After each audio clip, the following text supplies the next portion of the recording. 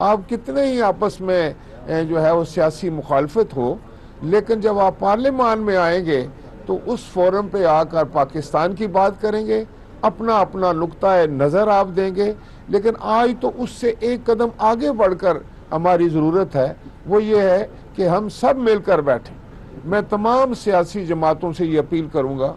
کہ موجودہ حالات کو، اپنی اکانومی کو سہارا دینے کے لیے، ملک میں ایک اچھا اور خوشگوار فضا قائم کرنے کے لیے ایک ایسا نظام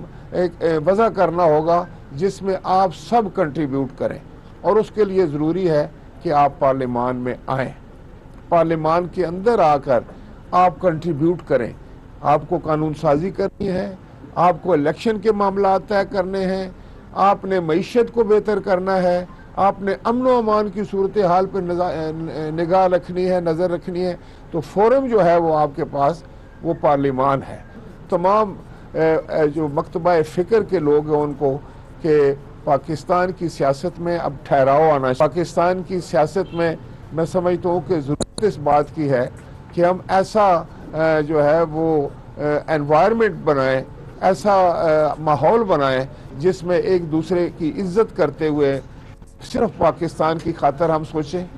اور اپنے چھوٹے چھوٹے معاملات کو پس پش ڈال کر ایک بڑے مقصد کے لیے اکٹھے ہونا جو ہے وہ وقت کی ضرورت ہے۔ دیکھیں، میں آپ کو بتاؤں کہ استعفیٰ منظور کرنے کا ایک طریقہ ہے، اور اس کے کچھ قواعد و ضوابط ہیں۔ آپ کو شاید علم میں یہ بات نہیں ہے کہ جنہوں نے استعفے دیے اور جنہوں نے مختلف اوقات پر ٹیلی ویژن کے ذریعے،